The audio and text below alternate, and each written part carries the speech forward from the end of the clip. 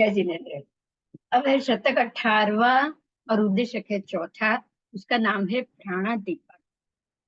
तो ये जो है पाठ, उसके लिए हम देखेंगे कि जीव के परिभोग्य अपरिभोग्य द्रव्य 4 प्रकार की राशि में उसको बताया गया है। 4 प्रकार यहाँ इस उद्देश्य में जीव के परिभोग्य द्रव्य, जीव के अपरिभोग्य द्रव्य, उनकी 4 प्रकार की राशि और अग्निकाय के जीव, ये सबका यहाँ निरूपण है। जीव जब तक कर्म युक्त है तब तक उद्गलजन्य भाव और अन्य सशरीरी जीवों का वो भोग करता है। जीवो जीवस्य भोजनम, इसको समझना है।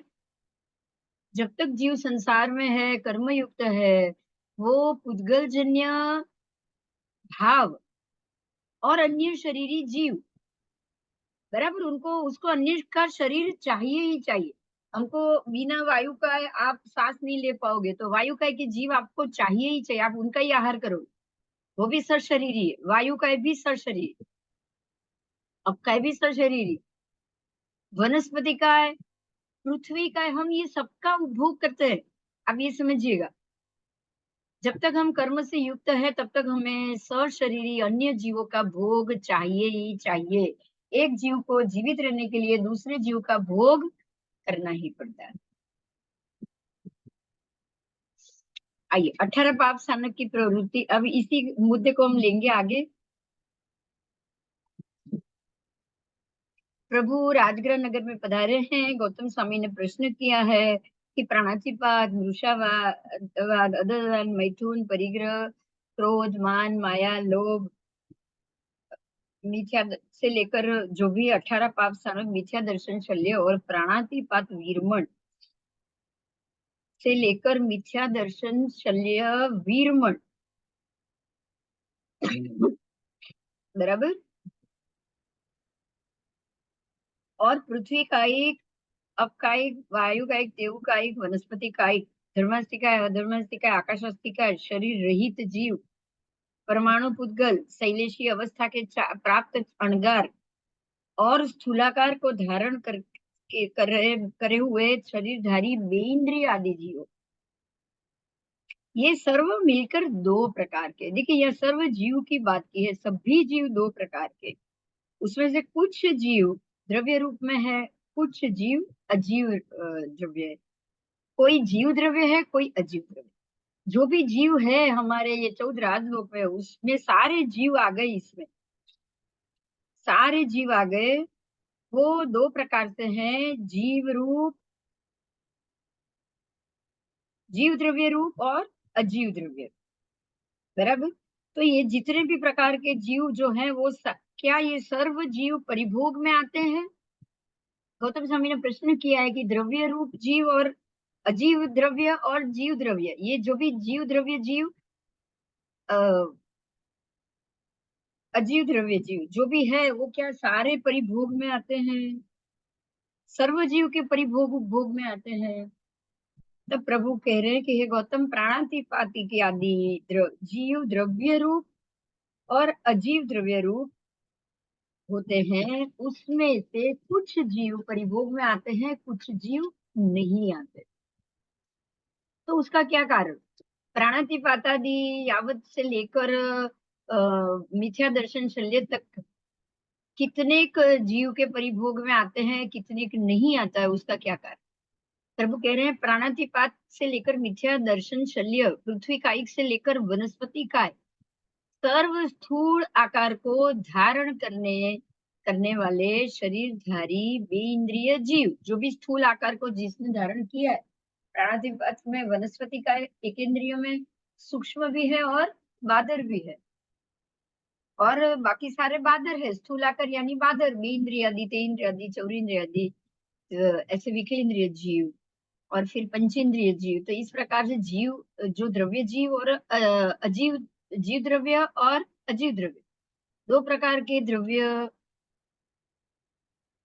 ऐसे 2 प्रकार के द्रव्य जीवों का परिभोग में आते हैं। 2 प्रकार के द्रव्य आते हैं, जीव और अजीव। जीवों के परिभोग में 2 प्रकार के द्रव्य आते हैं। सीधा सिंपल सेंटेंस, प्रत्येक संसारी जीवों के परिभोग में 2 प्रकार के जीव आते हैं।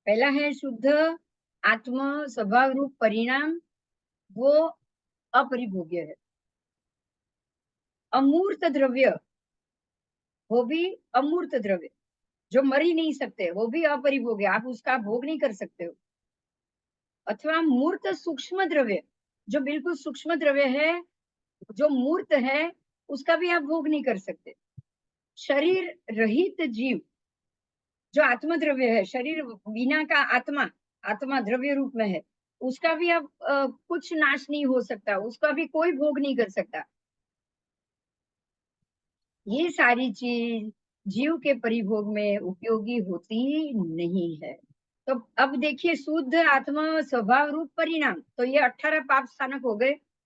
18 पाप स्थानक में से वीरमना, वो ही शुद्ध आत्म स्वभाव रूप परिणाम है। ये गुण है। अगर आप 18 पाप स्थानक से विरमते हो, आप उसका त्याग करते हो, प्राणातिपातिकी से त्याग, मृषावाद से त्याग, आपने उसका त्याग कर दिया, तो अब ये 18 के 18 जो शुद्ध स्वभाव रूप गुण बन चुके हैं, जो आत्मा के गुण है, और वो आत्मा के गुण शुद्ध स्वभाव रूप होने से चारित्र मोहनीय कर्म के उदय उसमें लगेगा ही नहीं। अब जिसमें चारित्र कर्म का उदय ही नहीं लगेगा, तो उसका अपरिभोग्य ही हो गया। ये सारे गुण अपरिभोग। अगर आप उससे विरम गए, तो इसमें से कोई भी आपको आप पर चढ़ेगा नहीं, आप उसका भोग ही नहीं कर पाओ। ठीक है, तो इसलिए इससे विरम ना ही आपका सारे भोग से बाहर निकल। अगर आप इससे विरम गए, तो अब आपका चारित्र मोहनीय कर्म का उदय होगा ही नहीं।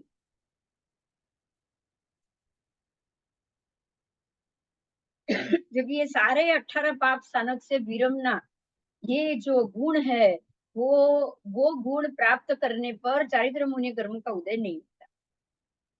इसीलिए ये गुण जीव के परिभोग में आते ही नहीं, आपको उसके भोग करने की जरूरत ही नहीं। तो अगर आपने उस गुण को अपना लिया, तो जो मोहनीय 18 पाप स्थानक है, उससे तो आप विरम हो गए, तो अब परिभोग में आएंगे ही नहीं। 18 पाप स्थानक अब परिभोग में नहीं आए। धर्मास्तिका आदि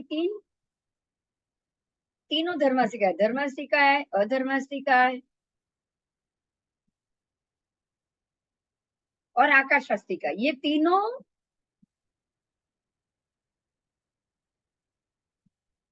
अमूर्त है। मतलब ये कभी खत्म ही नहीं होने वाला है, ये मरने वाले नहीं। और चौथा है अशरीरी आत्मद्रव्य, जीव। धर्मस्तिका है, अधर्मस्तिका, अस्तिका है, आकाशास्तिका है और जीव, ये चारों अमूर्त है। उद्गल मूर्त है, लेकिन ये चार द्रव्य अमूर्त है। धर्मस्तिका है अमूर्त, अधर्मस्तिका है अमूर्त, आकाशास्तिका है अमूर्त और जीव द्रव्य अमूर्त, आत्मद्रव्य, तो ये चारों अमूर्त है। इसीलिए उसका भी परिभोग्य नहीं है, इसलिए ये चार भी अपरिभोग्य। और जो परमाणु है वो सूक्ष्म है, पुद्गल है, पुद्गल परमाणु, पुद्गल अस्तिका है, तो बाद में बन रहा है, लेकिन उसका कणिया तो सूक्ष्म है, तो इसलिए वो भी अमूर्त है। ठीक है, इसी तरह से शैलेशी प्राप्त अणगार, वो भी उपदेश आदि कोई प्रेरणा नहीं दे रहे हैं, वो भी कोई भाषा आदि किसी का भी उपयोग नहीं कर, बराबर, इसीलिए वो भी जीव के परिभोग में नहीं आते। तो इस तरह 18 पाप स्थानक, 3 धर्मास्तिका आदि, एक अशरीरी आत्मद्रव्य, उसके बाद एक परमाणु, उसके बाद एक शैलेशी प्राप्त अणगण, इतने 24 बोल जीव के परिभोग में नहीं आते हैं। तो यहाँ जीव के परिभोग्य के भी 24 बोल बताए हैं और जीव के अपरिभोग्य के भी 24 बोल बताए। तो अब यहाँ ये बहुत क्लियर हो गया कि अगर आप 18 पाप स्थानक आदि, 5 स्थावर आदि, ये सबका अगर आप भोग कर रहे हैं, और एक बादर क्लेवर को धारण किए हुए बेइंद्रिय जीव, अगर आप ये सबका भोग उपभोग कर रहे हैं, तो आप चारित्र मोहनी के उदय के कारण आपका मोक्ष संभव नहीं।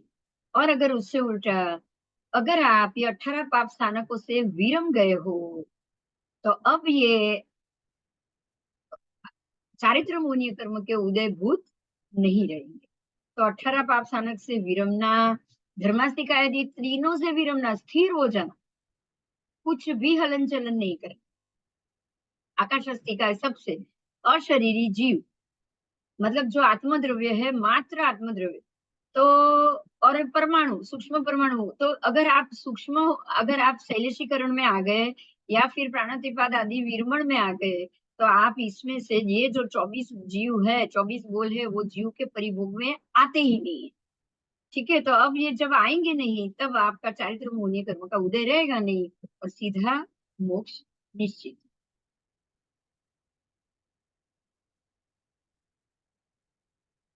तो ऐसे करने से परिभोग्य 24 बोल का त्याग, अपरिभोग्य 24 बोल का स्वीकार, ये करने से अष्ट कर्म का क्षय तुरंत हो जाएगा 5 रस्वाक्षर में, और जीव मोक्ष होता है, मोक्ष चला जाएगा। तो इस प्रकार से यहाँ ये बताया है। अब बताया है परिभोग्य जीव के परिभोग्य 24 बोल हो गए, अपरिभोग्य भी 24 बोल हो गए। अब यहाँ बताया गया है कषाय के प्रकार। अब आपको कषाय के यहाँ प्रकार बताए हैं। कषाय के रूप में, कषाय के कितने प्रकार? कषाय के 4 प्रकार।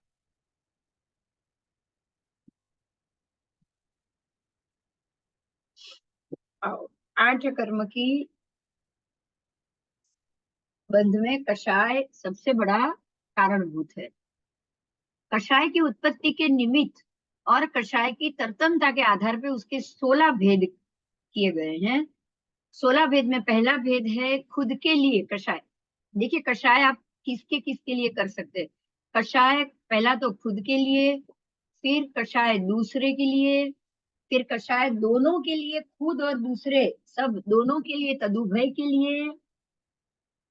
चौथा है खुली जमीन हो तो उसके लिए कषाय। फिर जो जमीन घर बनाया हुआ है, तो घर दुकान आदि उसके लिए, ढकी हुई जमीन उसके लिए कषाय। उसके बाद शरीर के लिए कषाय, खुद के शरीर के लिए। फिर उपधि मिले या कुछ मान पान मिले तो ना मिले, मिले तो उसके लिए कषाय। फिर निरर्थक बिना कोई बात भी कषाय। फिर जानते हुए कषाय, अजानते हुए कषाय, प्रकट रूप से कषाय, अप्रकट रूप से कषाय, अनंतानुबंधी कषाय, ये 13वां है। 14वां अप्रत्याख्यानीय कषाय, 15वां प्रत्याख्यानीय कषाय और 16वां संज्वलन कषाय। तो इस प्रकार से कषाय के 16 भेद, 16 प्रकार के कषाय समुच्चय जीव और 24 दंडक के जीवों को होता ही है।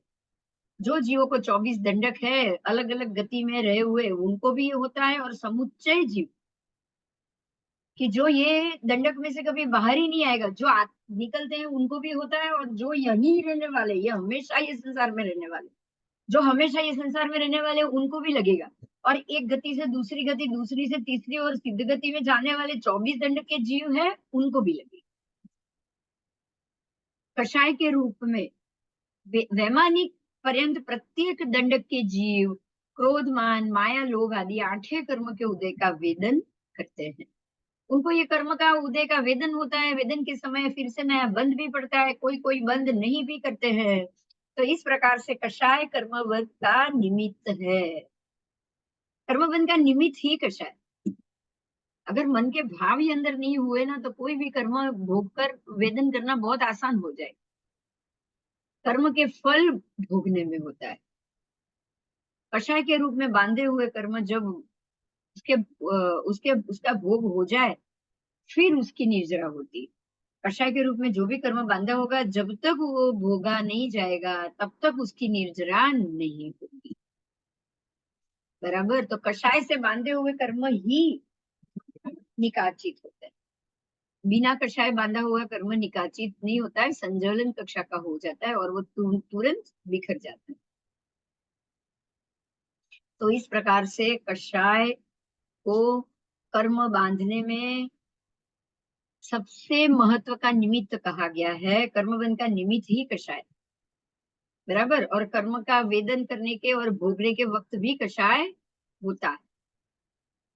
अगर आपने वेदन या भोगने के वक्त कषाय नहीं लाए, और अगर कषाय रूप में बांधे हुए कर्म उदय में आए और आपने उसको बिना कषाय खत्म किए भोगा, बिना कषाय के भोगा तो फिर उसकी निर्जरा हो जाएगी, और अगर कषाय के साथ भोगोगे तो फिर से ये वापस बन जाएगा। तो इस प्रकार से संसार का कारण बताया गया है। 24 परिभोग्य बोल और कषाय साथ में ही जीव संसार में रहेगा, और 24 अपरिभोग्य बोल और कषाय का त्याग, वो ही जीव मोक्ष जा पाएगा। 4 प्रकार के युग्म। अब जो युग्म है या राशि है उसकी बात है। गणना राशि के 4 प्रकार, कृत युग्म, त्रयोजी युग्म, द्वापर युग्म, कलयुग युग्म। जिस राशि में से 4 4 का आप अपहार करते जाओ, 4 निकाले, शेष 4 बचे, तो वो कृत युग्म हुआ। 3 का अपहार करो, 4 का अपहार करो और शेष 3 बचे तो त्रयोज। 4 का अपहार करते करते शेष 2 बचे तो द्वापर, और 4 का अपहार करते करते शेष 1 ही बचे तो कलयुग। तो इस प्रकार से ये 4 युग्म कहे गए हैं। आइए इसको फिर से हम ध्यान से समझेंगे कि 4 प्रकार के युग्म क्या है। मैं सोच रही हूँ कि इस चीज को हम फिर से और नए एपिसोड में ले, तो मैं अभी यहाँ बंद कर।